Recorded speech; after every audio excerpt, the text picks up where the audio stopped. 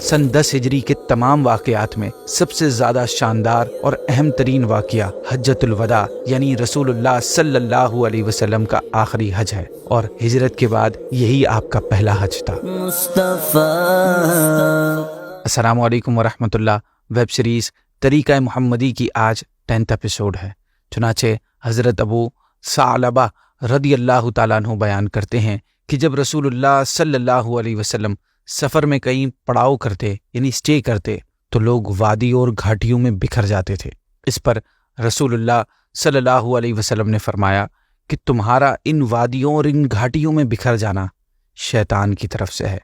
चुनाचे इसके बाद जब भी आप किसी मंजिल पर पड़ाव करते तो सहाबाए कराम एक दूसरे के बहुत ही करीब रहते, हत्ता कि कहा जाता कि अगर इन पर एक ही कपड़ा डाल दिया जाए तो सब पर आ जाए। नाजरीन, इस हदीस मुबारका में नबी करीम ने सफ़र के हवाले से एक एहतियात बयान फरमाई है।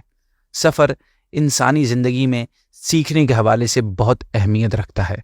सफ़र में इंसान नए लोगों से मिलता है, नई बातें सीखता है, नए एक्सपीरियंसेस से गुज़रता है।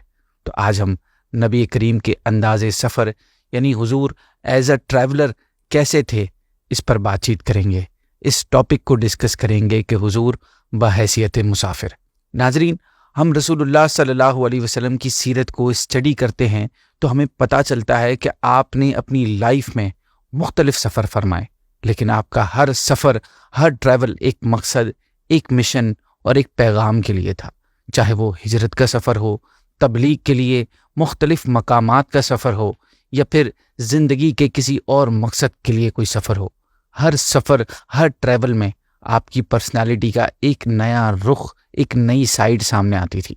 सबसे पहले हम डिस्कस करेंगे आज हिजरत मदीना के सफ़र को। इस सफ़र का बैकग्राउंड ये था कि जब मक्के के काफिरों ने ये देखा कि रसूलुल्लाह सल्लल्लाहु अलैहि वसल्लम और मुसलमानों के मददगार मक्के से बाहर मदीने में भी हो गए हैं और मदीने जाने वाले मुसलमानों को अंसार ने अपनी पनाह में ले लिया है, तो कुफ़ारे मक्का को ये ख़तरा महसूस होने लगा कि कहीं ऐसा ना हो कि रसूलुल्लाह भी मदीने चले जाएं और वहाँ से अपने हामियों की फ़ौज लेकर मक्के पर चढ़ाई कर दें। चुनाचे इस ख़तरे का दरवाज़ा बंद करने के लिए कुफ़ारे मक्का ने दारुन नदवा के मकाम पर एक बहुत बड़ी कॉन्फ्रेंस मुनक़िद की, और कॉन्फ्रेंस कुफ़ारे मक्का के लिए इतनी इम्पोर्टेंस रखती थी ये वाली कि मक्के का कोई भी ऐसा दानिश्वर और बाअसर शख्स नहीं था जो इस कॉन्फ्रेंस में शरीक ना हुआ हो। स्पेशली अबू सुफियान, अबू जहल, उक़बा और नज़र बिन हारिस वगैरह तमाम सरदारान कुरैश इस कॉन्फ्रेंस में मौजूद थे। कॉन्फ्रेंस की कार्रवाई शुरू हो गई। लोगों ने आप सल्लल्लाहु अलैहि वसल्लम की दावत और तबलीग के सिलसिले को रोकने के लिए अपने अपने मशवरे देना शुरू कर दिए। किसी ने ये राय दी कि इनको किसी कोठरी में बंद करके इनके हाथ पांव बांध दो और एक सुराख से खाना पीना इनको दे दिया करो। किसी ने कहा कि इनको मक्के से निकाल दो ताकि ये किसी दूसरी सिटी में जाकर रहें, इस तरह हम इनको इनके कुरान पढ़ने और इनकी तबलीग इस्लाम से निजात हमें मिल जाएगी।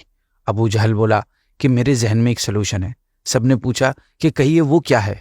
तो अबू जहल ने कहा कि मेरी राय ये है कि हर कबीले का एक एक मशहूर बहादुर तलवार लेकर उठ खड़ा हो और सब एक साथ हमला करके मोहम्मद सल्लल्लाहु अलैहि वसल्लम को कत्ल कर डालें। इस प्लान पर अमल करने से खून करने का जुर्म तमाम कबीलों के सर पर रहेगा, और जाहिर है कि ख़ानदान बनु हाशिम इस खून का बदला लेने के लिए तमाम कबीलों से लड़ने की ताकत नहीं रखते। अबू जहल की ये सजेशन का सुनकर सब ने कहा कि ये प्लान बिल्कुल दुरुस्त है, और तमाम शुरकाए कॉन्फ्रेंस ने इत्तेफाक के राय से इस प्लान को पास कर दिया।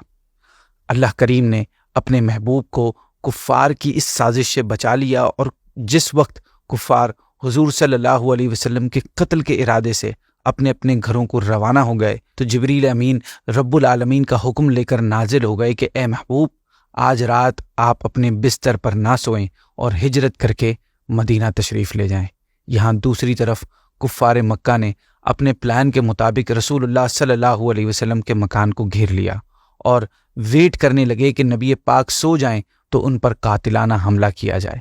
आप सल्लल्लाहु अलैहि वसल्लम अपने बिस्तर पर हज़रत अली रज़ी अल्लाह ताला अन्हु को सुलाकर एक मुट्ठी खाक हाथ में ली और सूरह यासीन की इब्तिदाई आयतों की तिलावत फरमाते हुए घर से बाहर तशरीफ़ लाए اور محاصرہ یعنی گھیرا کرنے والے کافروں کے سروں پر خاک ڈالتے ہوئے انہی کے بیچ میں سے آسانی سے نکل گئے۔ نہ کسی کو نظر آئے، نہ کسی کو کچھ خبر ہوئی۔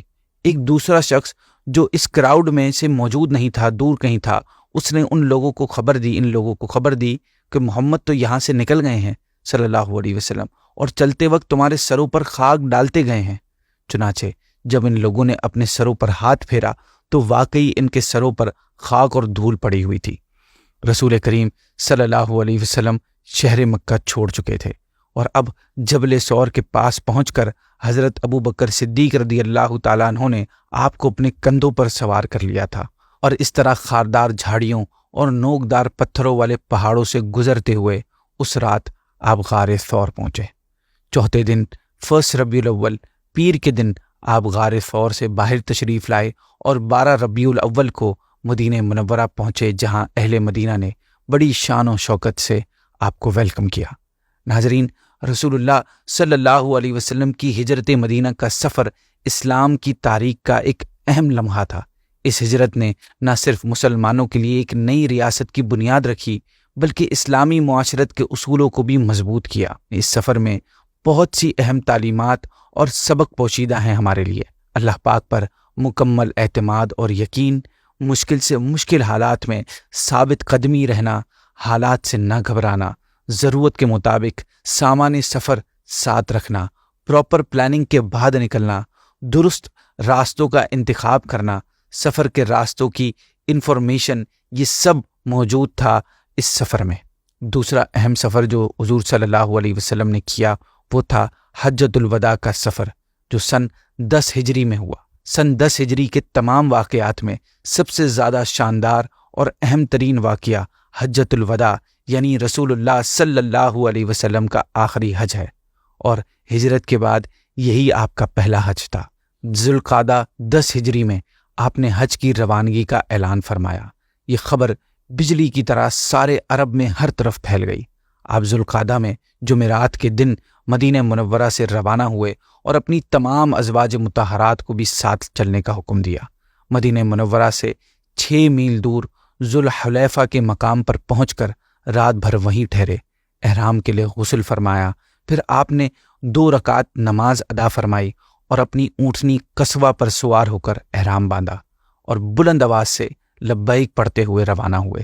ایک روایت کے مطابق 1,24,000 مسلمان حجۃ الوداع میں آپ کے ساتھ تھے۔ فجر کی نماز آپ نے مقام ذی طوا میں ادا فرمائی اور غسل فرمایا، پھر آپ مکہ مکرمہ میں داخل ہوئے۔